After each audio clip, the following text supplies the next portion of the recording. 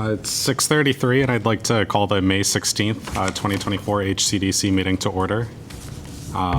We have a new member that we'd like to welcome, Mr. Bourgeon, joining our commission. So if we could take the opportunity to go around, give a brief introduction of ourselves. I'll start. My name's Caleb Beining, and I work in affordable housing as well as construction. My name's Karen Patel, and I work in GIS primarily. Oh, should I go too? Sure. My name is Horacio Borgen. I work for the College of Public Health. I'm a political exile from Nicaragua. I've been here for 2.5 years.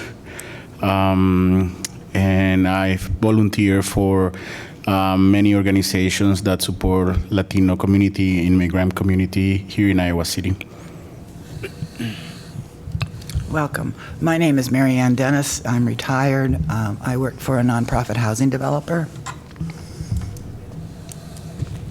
Hi, my name's Becky Reedus. I'm retired. I used to be Executive Director of Community Crisis Services and Food Bank for 13 years or so, and now I'm here.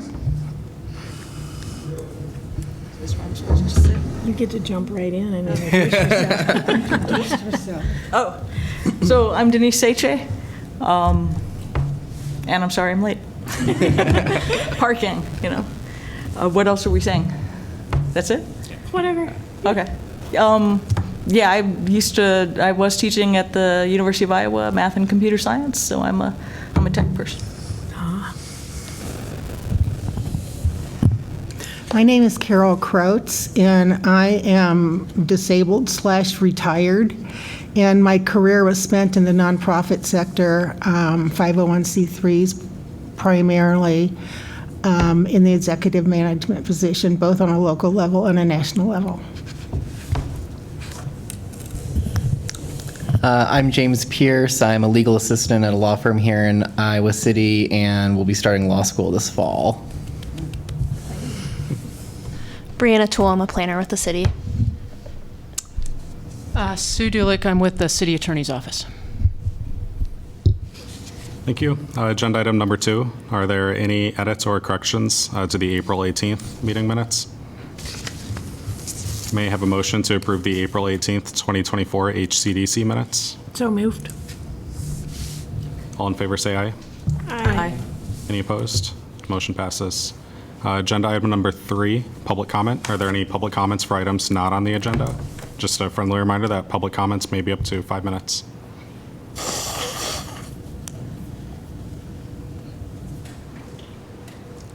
Agenda item number 4, the consideration of a recommendation to amend the HCDC bylaws.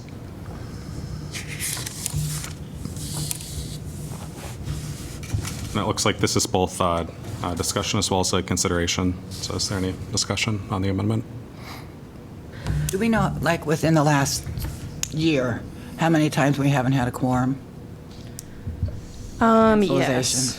In the last year, let me see. So in February, we planned to not have a meeting, so there was no HCDC meeting. In January, it was canceled. That was the meeting that there was snow and we didn't have a quorum. Prior to that, it looks like the last meeting that was canceled and rescheduled was February of 2023.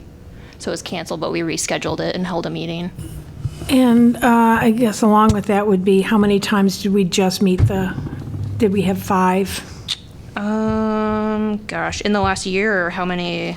Yeah, let's just do 12 months. I think we're pretty consistent. Let me see. So when we met in April, 6 people. March of 2024, 5 people. November of 23 was 8 people. October of 23, 5 people. Before that, 6, 7, 5. And then April, which would have been about a year ago, was 6. And is it your opinion that the council just doesn't receive applications for the commission, or? It's hard. So the applications for the 3 positions that are open closed, I think, yesterday, and they have 8 applications currently that are active.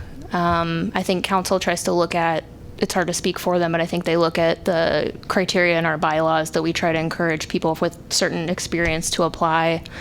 As staff, we, in the last year or so, longer than a year, I can read you some of the places that we try to recruit from. And I know you saw at the last meeting, the communications staff from the city was here taking some pictures and videos that will be marketing materials for boards and commissions. So as an example, we announce the vacancies at the commission meetings, the city council announces them, and then we also send the releases to the Iowa City Association of Realtors, the University of Iowa Student Government, the Home Builders Association, Better Together, South of 6th, University of Iowa Planning and Public Affairs, Iowa City Tenants Union, Greater Iowa City Apartment Association, Johnson County Social Services. We've sent it to realtors, we've sent it to banks. I don't know that I have a good answer for it. I think it's just difficult to recruit people. I noticed there's no outreach to people who are actually affected by the decisions that are being made here, and that might be something else to reach out to have representation from the people who are directly involved. Yeah, one of the groups that we would work with would be like the Iowa City Housing Authority that's housed in City Hall, so we would post notices there as well. But we're always open to suggestions if you have other recommendations on places to send the notice, or if you have a network of people, always feel free to pass those along. I think the more we can get it out there, the better it will be. And doesn't the conflict of interest policy say that if there's if a commissioner is involved with a possible applicant for any kind of funds that we recommend to the council to be allocated, that they can't then participate? Would you like to take that one? Yeah, that's true. And because you put your CDBG and home together in one pot, so if you're conflicted for a home application, you're conflicted from the CDBG pot as well. Right. So, yeah. One of the biggest things we do is allocate those funds, and if you can't participate, then, do you really be on the commission? If that makes sense. And last year, we just added, I think it was last year, we added the somebody with nonprofit background, because this commission, I'm going to say for maybe a decade ago, took over the funding of 8 agencies through that grant program. I think Linda's been gone about that long. And, but there wasn't really that requirement for nonprofit background, though a big chunk of our work is, reviewing nonprofit applications and awarding monies and things like that. So, but I do think we also do a pretty good job at a diverse representation on the board. So I know we haven't officially met yet, but I receive housing assistance through the housing office, and so I kind of fill that spot. I know we added Right. that Yep. on. I myself would like to see more, maybe one person more, who actually is out there and sees firsthand what it's like to acquire housing. I just think it brings a richer and broader experience to the commission, and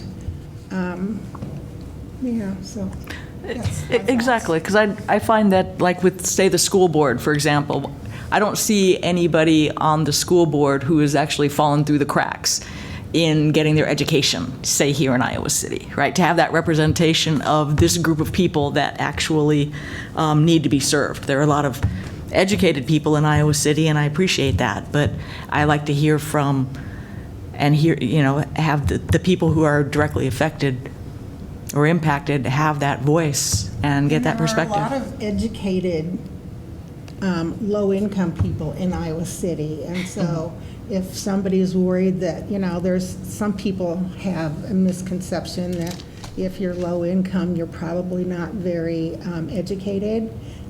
That's not true. And I know that because I have met different people, and I think that there's a pool to pull from that if there was a specific effort made. So my concern is that dropping it down, dropping the number of people serving, if you make that lower, then you reduce the chance for those people to have a voice and representation on the committee. on the council. That is true, but getting them here is the problem. That's been the problem in keeping them on the commission, and we've had a lot of turnover.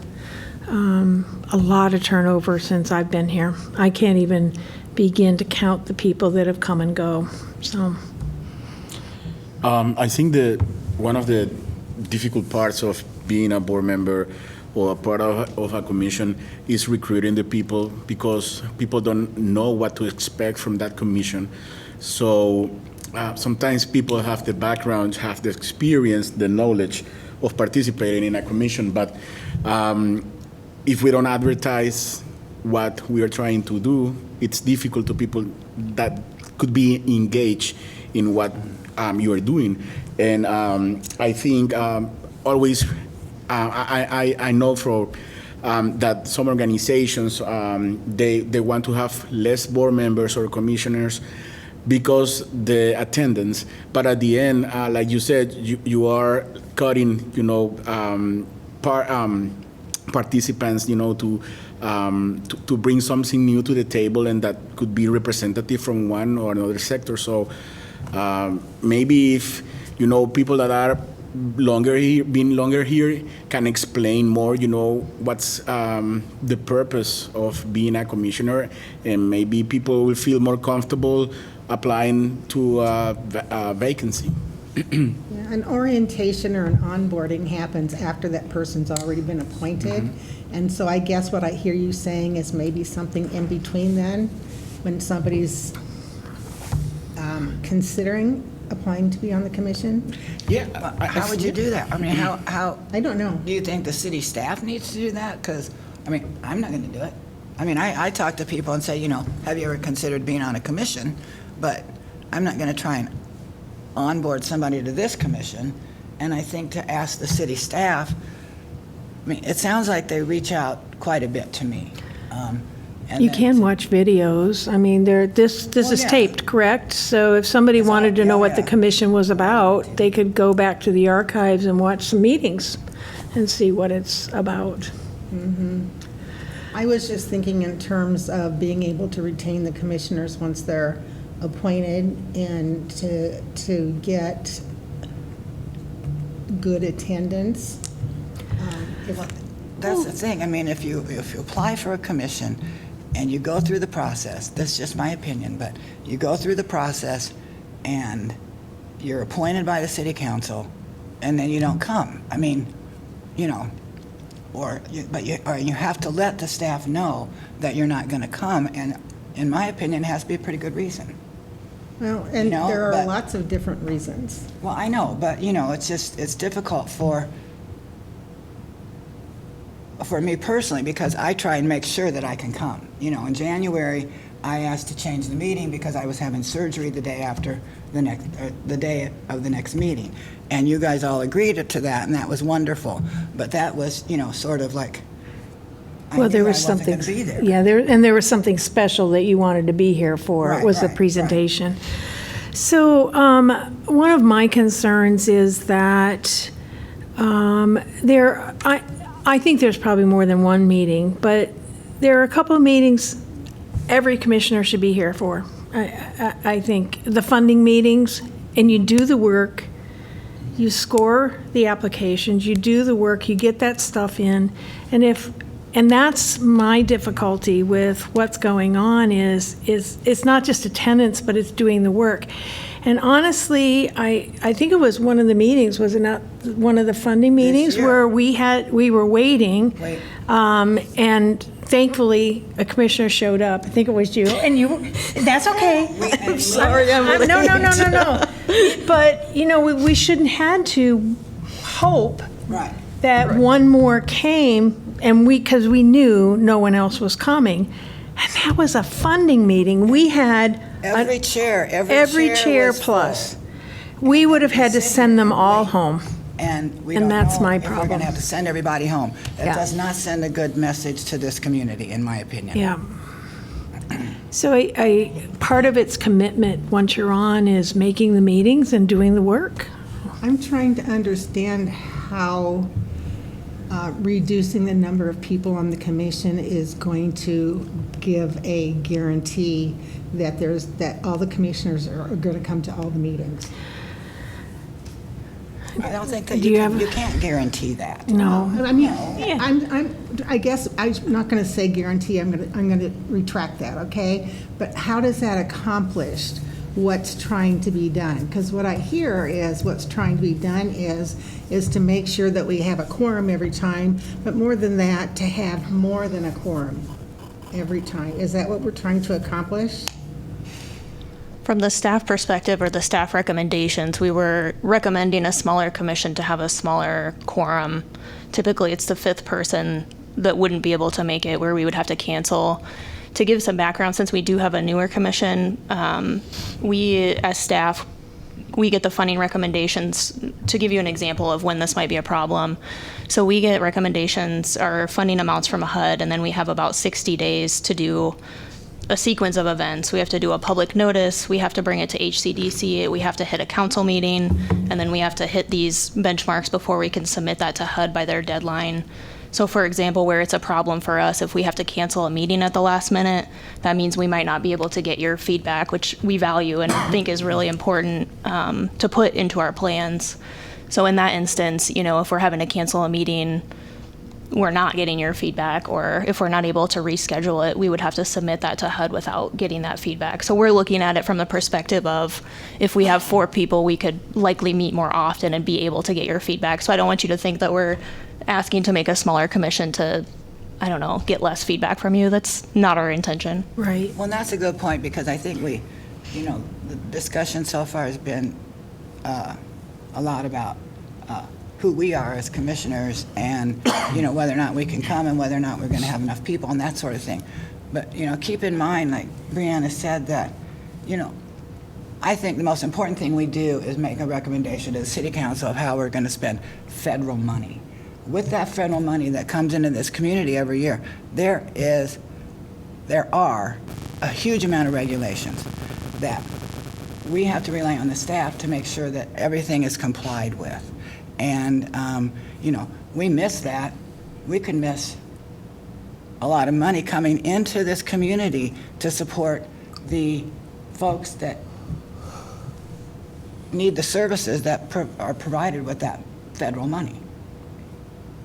Well, I think that also, correct me if I'm wrong, but the winter months are the most challenging months to get the quorum, right? I mean, we were in trouble in January and February when it was winter this year as well as last year. And so that's not going to change regardless of how many people are on the commission. And so, but other than that, I think that when the applications are being screened, that could be the time to emphasize the importance of coming to the meetings on a regular basis and getting that commitment and solving that problem. Did we determine that we can't do remote like if somebody wasn't able to get here for whatever reason, an accessibility issue, let's say, does the city allow them to patch in remotely and join the meeting? You need a quorum present. Okay. So Answers here that. you could have a 7th or 8th person appear remotely, yes, but the quorum needs to be here. I see. Okay. The hard part for me too is you've all probably gotten my frantic phone calls on Thursday, so sometimes it's hard to know if we will have 5 people in the room. So we could easily do that, like Sue is saying, if we have another person, like a 6th or 7th person, we'd be happy to Zoom you in, but it's hard to get the confirmation that we're going to have 5 people in the room historically. Well, and that's appreciated, though, because the last thing I want to do is come here, try to find a parking spot, and then not have a quorum and not be able to do any business. So, yeah, so I appreciate that. Because in my former job, a lot of times the board, we didn't have a quorum, and it's frustrating. Well, As staff. also, if we move the meetings to Wednesday like we're planning and the location, then aren't we solving some of these parking issues to help me? It's hard to say. Like, reasons that I get for people not coming to meetings, they're all across the board. I mean, sometimes it is almost comically the third Thursday of the month, a snowstorm. I don't know how it happens. I don't know what is against us, but that is the case sometimes. But, I mean, people have kid stuff. Life is just, I don't know, busy for all of you guys, and the reasons are across the board.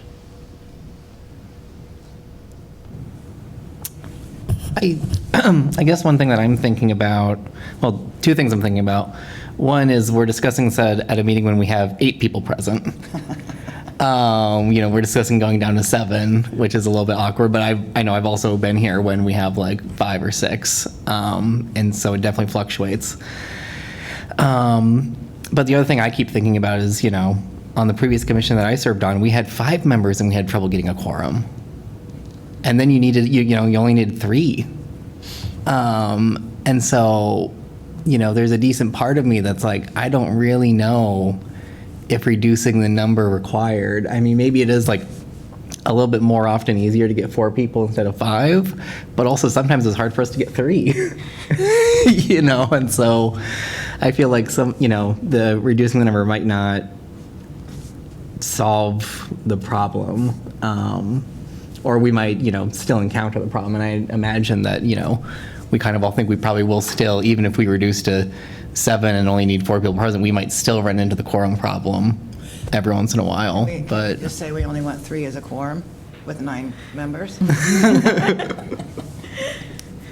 Brianna, have you talked with any other staff who work with commissions to find out what their experience is with attendance? I can't speak for the other commissions, but I know that I don't think it's a unique problem to HCDC. I don't know if you have any more of a... I think it really depends. For example, the Airport Commission, which really runs the airport, and I staffed that for 10 years, almost always 4 or 5.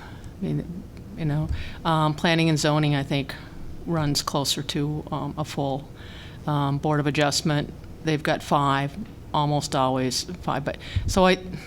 But some of the other commissions, I certainly can't speak to. I think that others do struggle. There's a senior center, there's Parks and Rec. I think climate action, seemingly, what I hear, doesn't struggle so much. I think public art does. So I think it just really varies on that. But those are most of the yeah. But certainly could reach out and could get you that information. Board of Appeals, which is housing, appeals to the housing code and the building code, which mainly only happens once or twice a year. Then I know they struggle for a quorum just because they meet so infrequently, and they're just not used to having that on their schedule. And when it comes up that once or twice a year, going, oh goodness, I got to be at the city at 4:30 on a Monday, type of thing. So. We will have to take a vote for a consideration or recommendation to council. Is it perhaps a good time to do so now? We could just do so through a show of hands. Can I just ask one more thing? This is being recommended by city staff, correct? I believe so. Yes. Okay. Show of hands to reduce it? If we could do a show of hands to reduce it from the 9 to 7.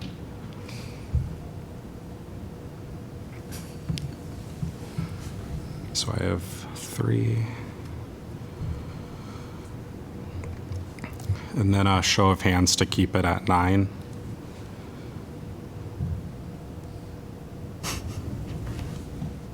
I would honestly abstain if abstaining is an option. An amendment to the bylaws needs 5 yeses to pass, so. Okay. So, Continue, Megan. one of the recommendations I would have is some sort of communication. If it's at the beginning of the year, I think you send out, beginning of our commission year, you send out a calendar and some sort of highlight of, important meeting, don't miss this meeting, something. I think it does say that in there already. Because quite honestly, I was trying to listen to, I'm sorry, I forgot your name from the attorney's office. Sue. Sorry. Sue. I was trying to listen to see if I could tell if is it commitment that gets people in the seats? Is it lack of commitments? You said the airport, they pretty much run it. Are they pretty consistent of having a quorum? The full 5. Okay. Consistently 5. Yeah, so I think that if we understood the importance, I think it was important to hear what Marianne had to say about missing deadlines, which is missed opportunities, our actions or lack of actions or inability to come to the meetings that we joined a board or a commission and said we would come to. Could have dire consequences for other individuals. So somehow we need to address the commitment that is not there for people to come to the meetings that of the commission on a more regular basis, that we don't have to wait. I am one of those people that called Brianna today to see if we had a quorum or not. I've never missed a meeting, by the way, so because it's frustrating not knowing until the bitter end if there's a meeting or not. So that's what I would recommend. But I would just emphasize that the issues we've had really were January, February about getting a quorum. And that doesn't have anything to do with commitment. It has to do with weather. Summer's pretty challenging too. I don't know if you've been on a summer yet, but usually we stop scheduling a meeting in June typically because it's hard to reach a quorum. But it's so dependent on, the group and commitments. But like I said earlier, if there's suggestions you guys have on how to recruit people, or I'm all ears. I'm very open to ideas. If you have an idea later, email it to me. I don't think recruiting is the problem. I think keeping them is the problem. Keeping them coming to the meetings seems to be the difficulty. Yeah, if you have 8 if the council has 8 Yeah. applications now, that's That's a lot. practically the entire commission. Yep. So, I guess like one thing I would add is like, I'm very open to like reconsidering this question in the future of like amending the number, but I think, part of my thinking is we currently have 8 people. If there's 8 applicants for 3 spots, I would kind of like to see us favor like, okay, let's get some quality people, get some quality applicants, try to like make a stronger effort to like retain them, and emphasize the importance of making those meetings unless there's an extenuating circumstance or something. But, I'm also open to reconsidering it if we continue to experience it as a problem. Well, how are the applications gone through and selections made? Is there some indication of external influences that would affect someone's attendance at meetings, or is that just something you find out about after they've accepted? The appointments are all up to city council. Like, for example, I think of the 8 applications we have, only 3 of them are new since the last appointment. So if you apply for this commission, they keep your application for a year, which is nice. If we don't have spots open and you have 2 good candidates or something like that, they'll keep it on file for a year. But ultimately, it's up to city council's discretion. There's some things in our bylaws that would we're looking for people, with experience relevant to this commission. Like Carol was saying, someone with experience with the housing assistance or construction, finance, those kind of things. But ultimately, it's council that determines the appointment, so. Yeah, we amended it to include construction, finance, and then nonprofit, property management, and at least one person who receives rental assistance. But that's been on the list for a qualification ever since I can remember. I think we did a good job when we asked to have the bylaws amended to include all of those. And I think that with a larger number, we're more likely to get maybe not just one person who has construction experience, but maybe we'll get 2. And that can only enhance the commission. Do we have a sense of what's the city's count, even just from an observatory point of view, do we have a sense of like what process the city council goes through for selecting who they appoint and who they don't? I don't know that I can speak for council, but I know they encourage on the application, if you're really interested, to contact city council. So I always think that's helpful if you have an applicant that's really excited about it to reach out, and they do say that on the application.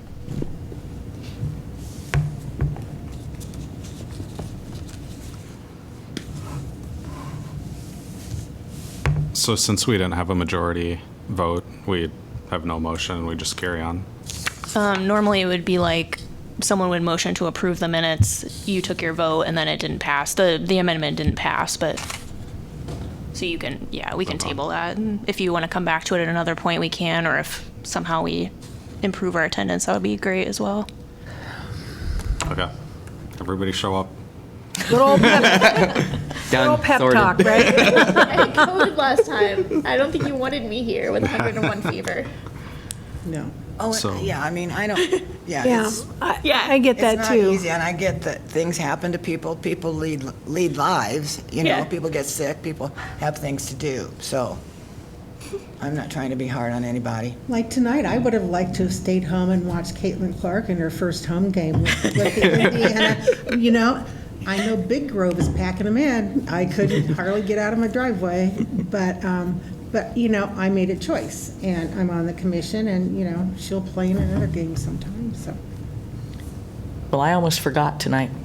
It was 6:17, and I was like, don't I have to be somewhere? I was like, oh. So that's the only reason I wouldn't be here is because I forgot. Denise needs an early reminder call. Exactly. Like a little text message at 6:15, is always appreciated. Sorry, I do have one contribution to that, to piggyback off of that. We do that at work with some of the construction guys. We have issues, so you can imagine, with some attendance, and we'd send them out in addition to like the kind of like Brianna survey, will you be here? Can you attend? Yes, no. Maybe that would be an easy thing to add on, like some sort of automated text message that's like an hour before. Hey, remember you have this commitment. Well, if it gets added to my phone calendar, I get reminded. So maybe the next time we get the full schedule, then I can just add all of those events to my calendar, and then I'll let my iPhone tell me where I need to be. What format does yours do? Because we could send out actual notices in different file formats so that it automatically adds to your calendar. That would be nice. I'd also say it would be nice for staff if they didn't have to run after us for a whole week. So I know that there was a reminder that went out, so not everybody filled out the simple task, it appeared, by this going out, of doing the survey. And so those are the easy things. You don't have to go anywhere. You can do it quickly, but for staff to have to keep, spending their time, running after us. I was a staff person. I didn't like that at I all. agree with that. I don't think that they Yes. should have to spend their time running No. after Well, us to okay. get simple answers to things. Yeah, so for now, we're staying the course. Okay.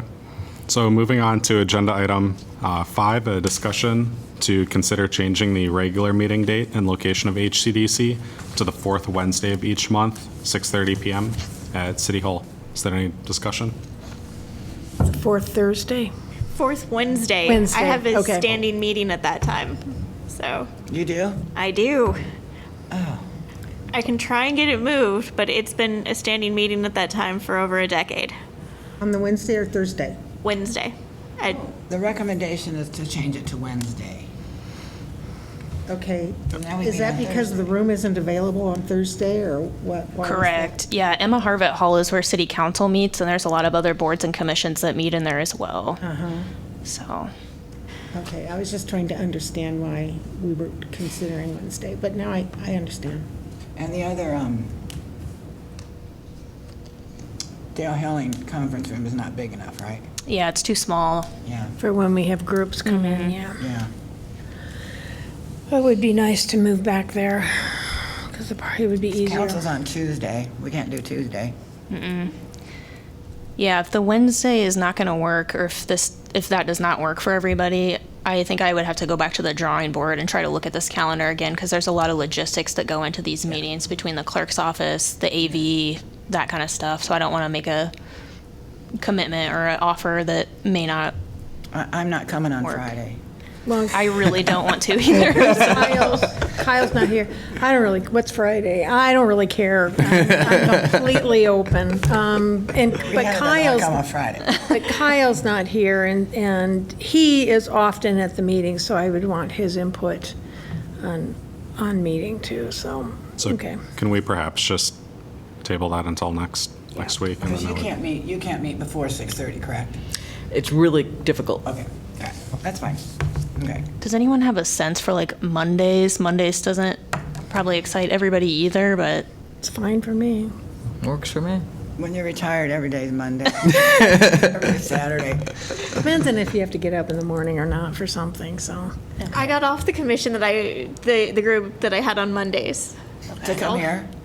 No, it was a conflict of interest for an entirely different thing. So my Mondays are free. I don't, yeah, it seems, School meets might not happen on Mondays. You might check with Kyle. Because I think that's his biggest conflict is his kids' meets, which Yeah, I understand. I understand, Yeah. Was it that How's your particular Mondays? Wednesday only that was available, the fourth Wednesday? So all the other Wednesdays are, yeah, planning and zoning, board of adjustment. Planning and zoning meets twice a month, so they've got that Wednesday pretty occupied. yeah. and Monday seems to be relatively free? Monday could work if that works for the group. I can go back to the drawing board and kind of come up with some other options, but at a quick glance at this, I think that may be our, I don't want to say last resort, but it's starting to look like that. Caleb, are you okay with Monday? Yes. I think Monday would be fine for me too. Do you have your class schedule? So I am doing a funky hybrid program for law school because I'm not attending the University of Iowa. I'm attending a program out of the Twin Cities. So I'll be in the Twin Cities for 1 week at a time every few months. And then the rest of the work is hybrid Zoom Oh, cool. online. Oh, So there might be weeks where I'm in the Twin Cities, and if that happens to fall on a week where we're meeting, I'll be in Let the us Twin know. Cities. But you gotta let us know. yeah, but As long as we have a quorum here, you can join by Zoom. exactly. But otherwise, like Mondays in general should be Except law fine. school. Yes, might not want to. Or you might, and this might be I mean, preferable. I plan to stay on if I can. Okay. I will go back to the drawing board and maybe we can pick this up at the next meeting if that's okay. Okay. And James, it's always been my opinion that every board needs a lawyer. So, Absolutely.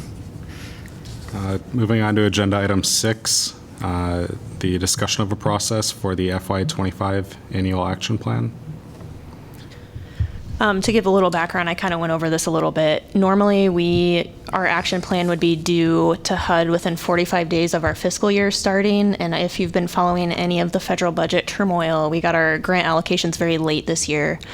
So we were not planning to meet in June. Like I said, June is sometimes a tough one to get a quorum, but we would like to hold a special meeting to get your input on our action plan. And for context, the March meeting where HCDC came up with their funding recommendations for CDBG and home, we take those recommendations and we put them into our federally required annual action plan.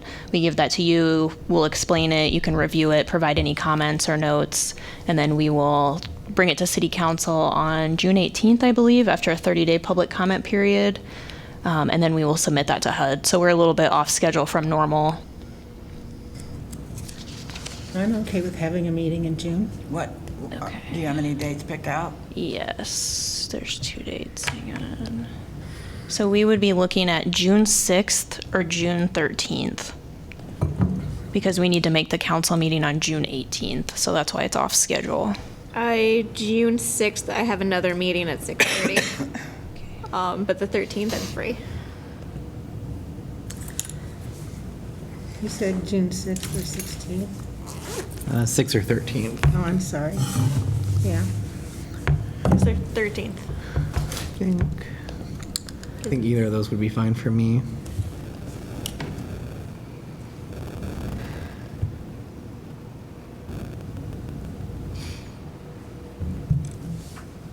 I don't have any plans. I'm okay with those dates. Good for me. So maybe the 13th if you're. 13th works. Does that work for you, Does that give you Caleb? enough time? I believe so. Yeah, that will work for us. Might be Caleb's last meeting, it sounds like. I hope not. Yeah, I don't know. Did you reapply? I did not, Why not? the application. You haven't reapplied? You want us to do it for you? I just pulled it up. Okay. Was it intentional, or No, are you just, okay. yeah, I feel a little sheepish to admit while we're talking about accountability and scheduling, but I forgot. When are the applications getting reviewed, do you know, by council? I'll have to look. I think it could be on the agenda Tuesday. I better call somebody. Before we get too far off, would someone be willing to make a motion to move the meeting to June 13th? And then if we could have a vote on that, that would be great. So moved. Second. All in favor, say aye. Aye. Any opposed? Motion passes. Thank you. I have one other question about that meeting. Do you want to only look at the annual action plan, or do you want, like Denise had brought up, discussing landlord incentives at some point, so we could put that on the agenda in June if you are okay with it? I was really interested in reading that because I think that's just a wonderful idea, and I've had it in my head, but I just haven't been able to come up with a suggestion for a process and on that. And I'm also a really big believer in public-private partnerships. And so I think there's some things that can be done. So I remember last year's last meeting, or one of the last meetings, where we just kind of went through this list of things we'd like, and we got to do had a lot of presentations this year, and I thought it was really great. So if we could add that to the agenda, like what do we want to see next year? I think that would be really great. Okay, that sounds good. The other thing that we can add to the agenda, I heard from our human rights staff, pre-COVID, they used to come to the HCDC meetings and talk about fair housing, kind of do a fair housing training. So if you're okay with that, I'd like to plug that in. I think that'd be useful for this group. Yeah, I think that would be too. Okay. Just a technical question. That's not taking the place of the July meeting. There'll still be the July meeting. The July meeting will still happen, but we would not meet at the regular June time. We would not meet that third Thursday. Gotcha. So we are going to do the reducing rents in June discussion. If the group is okay with it, we can put the landlord incentives discussion on there. What's going on in July? Is there a bunch of stuff going on in July? July will be, now that we know we're not reducing the commission, there will be new appointments. We will have to elect a new chair and vice chair. I'm trying to think, usually we present the calendar for the upcoming fiscal year, so if we get your feedback in June, that'd be good timing for that. Those are the big things that come to mind. What's the date in July for that meeting? Is that the 18th? Yeah. Well, do we know yet, if we don't know what day of the week we're meeting? That is kind of the tough part. I was waiting to do the calendar until we knew. If it stays the same, it would be July 18th. Okay. And when we meet in June, we will meet in this room still. If we're having a special meeting in June, can we make it a short meeting? We could just say, staff really need your feedback on the action plan. So Right. if you only want to do Right. that item, we could, and then we could do the other items in July if you prefer. Because I don't care, but Well, I'd it sounded rather- like it. Since it's a special meeting, I'd rather have it be short, personally.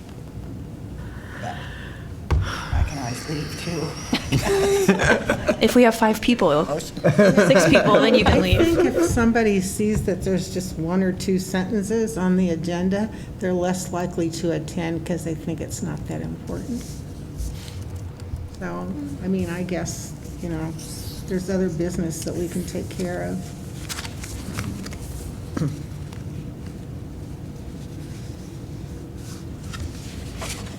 All meetings matter. Let's start that as our motto.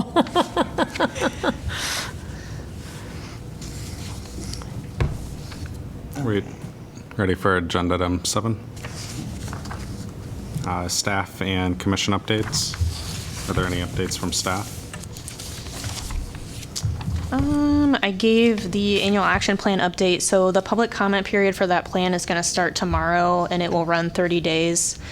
That will be in the HCDC packet for June, but I'll get that to you sooner. It's kind of a long document. It's a HUD required format.